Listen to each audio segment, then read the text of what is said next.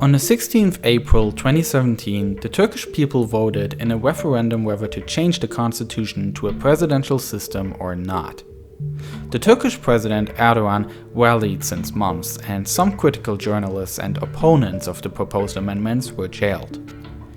The end result was extremely close, with yes votes slightly ahead, meaning that Turkey will adopt the constitutional reform. But what exactly is changing? And why is it so controversial? Currently, Turkey is a parliamentary democracy with many safeguards in place to balance out the individual powers. In two separate elections, the people elect their parliament for a 4-year term and a president for a 5-year term. The president is not allowed to be member of any party, and he cannot make laws for the country. Instead, he is there to guard the constitution, because new laws have to be approved by him. And he appoints the government.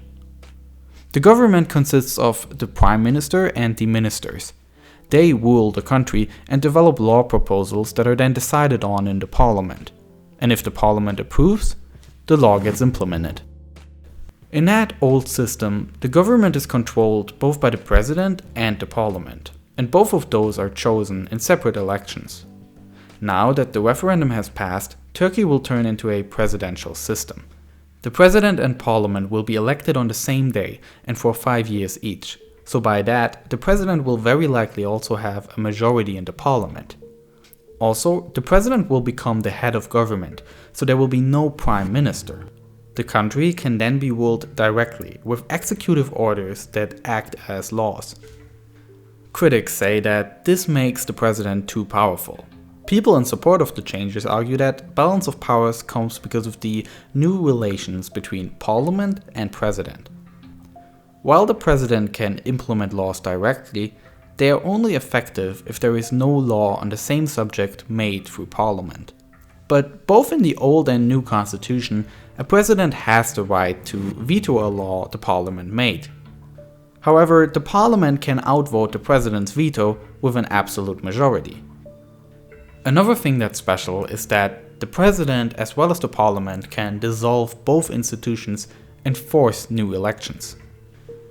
And lastly, there's the judicial branch. And here the president becomes more powerful as well. In the current constitution, the Turkish Supreme Board of Judges and Prosecutors consists of 22 members, 4 appointed by the president and 18 by parliament. In the future, however, the board will consist of only 13 judges, of whom 6 are appointed by the president. The Turkish people are split over the reform, which will give the president more power.